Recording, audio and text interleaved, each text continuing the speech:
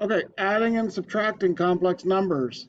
Um, if it's subtraction, we need to distribute that negative. There's nothing outside of this parenthesis, so we can ignore those. Nothing to do to everything inside. So this is minus 48 and plus 30i. All right, addition, you would just ignore the parentheses and go on to this step. So then we're going to group our like terms.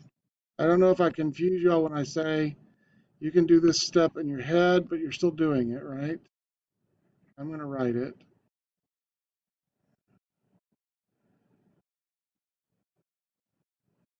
So I have my 10 minus 48 is negative 38.